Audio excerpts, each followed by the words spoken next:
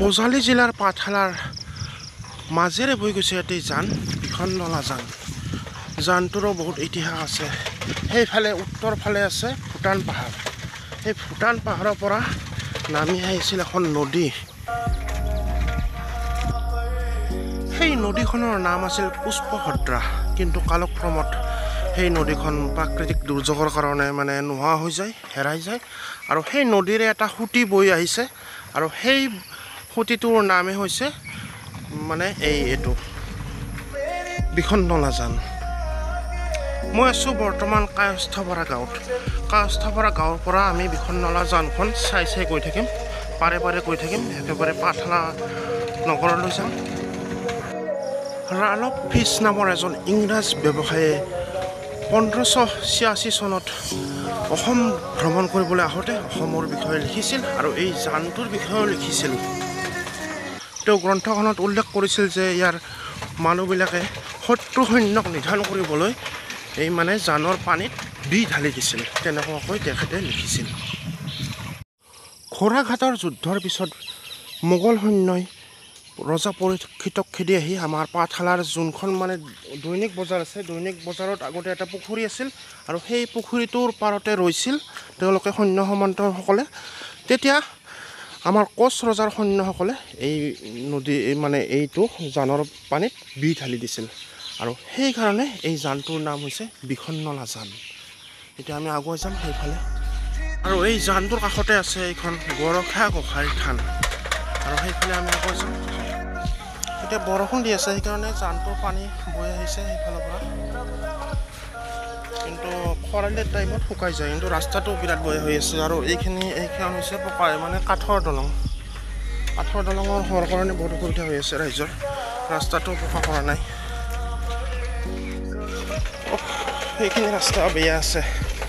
এটা ছাবস্ক্ৰাইবাৰৰ কাৰণে বহুত কষ্ট কৰিব লগা হৈছে, মানে উপায় নাই, কি কৰিম। মই দূৰত ভিডিঅ' বনাব গ'লে গাড়ী ভাড়া কৰি যাওঁ, আৰু ওচৰত আহিলে চাইকেলেৰে আহোঁ। সংকটৰ গৰাহত বিখননলা জান। আগতে মাছ মাৰি থকা দেখা পাইছিলোঁ এই জানটোৰ পাৰত সদায়, কিন্তু এতিয়া মাছ নোহোৱা হৈ গৈছে, কাৰণ প্ৰদূষিত হৈ গৈছে পানীখিনি। ৰাজহুৱা বস্তু, সেইকাৰণে সকলোৱে বেয়া বস্তুবিলাক ইয়াতে পেলায়। আৰু নিউজ চেনেলত পাইছিলোঁ সেইদিনা যে পুখুৰীত মানে এই মানে জানটোত যিমান মাছ আছে সকলোবিলাক মৰি গৈছিল। এতিয়া অৱশ্যে পানী ভাল হৈছে, বৰষুণ আহি আছে কাৰণে মাছ ধৰাৰ কাৰণে এইবিলাক যোগাৰ কৰিছে। আগতে ঘৰ নাছিলে, কিন্তু এতিয়া বহুত ঘৰ হৈ গৈছে। আজিকালি কৃত্ৰিম বানপানীটো বেছি হৈ গৈছে, কাৰণ সকলো ফালে ওখ কৰি দিছে, পথাৰবিলাকত ঘৰ বান্ধি দিছে, সেইকাৰণে পানীটো ওলাই যাব নোৱাৰে, সেইকাৰণে কৃত্ৰিম বানপানী হয় ইয়াত। আৰু বেদখলৰ কবলতো পৰিছে জানটো। মাছ মৰা কিন্তু এজনকো দেখা নাই, মাছ নোহোৱা হৈ গৈছে, মানে পানীখিনি প্ৰদূষিত হৈ গৈছে, সেইকাৰণে মাছ নোহোৱা হৈ গৈছে। অৱশ্যে এতিয়াহে কণী দিয়া মাছবিলাক এতিয়াহে কণী দিছে, এতিয়া মাছবিলাক এতিয়াহে ডাঙৰ হ'ব, তেনেকুৱা কথা। এতিয়া আমি এইফালেৰে নেশ্যনেল হাইৱেটোত এখন দলং, নেশ্যনেল হাইৱেটোত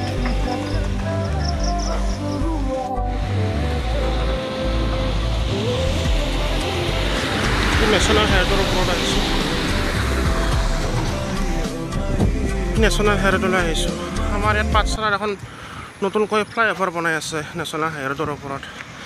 কমপ্লিট হোৱা নাই, তথাপিও এবাৰ এনেই ওপৰত উঠি চাই আহোঁ, নাই কি কয়, চাই আহোঁ, এবাৰ গৈ আহোঁ। এয়া আমি ফ্লাইঅভাৰত উঠিছোঁৱে।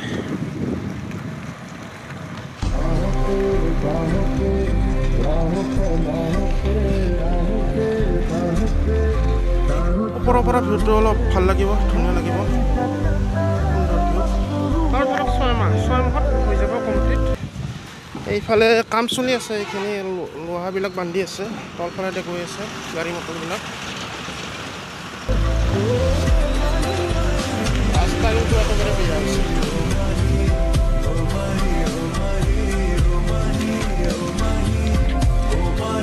আহিলোঁ, বিখননলা জানটো আছে সৌ তাত। আকাশ একেবাৰে ডাৱৰীয়া হৈ আছে, বৰষুণ বতৰ। অসমৰ ঠায়ে ঠায়ে বানপানী হৈছে, আমাৰ ইয়াত কিন্তু বেছি বানপানী হোৱা নাই, কৃত্ৰিম বানপানী হৈছে। মানুহ দুনুহ কম হৈ আছে দোকানত এইকেইদিন মানুহ দুনুহ কম হৈ আছে।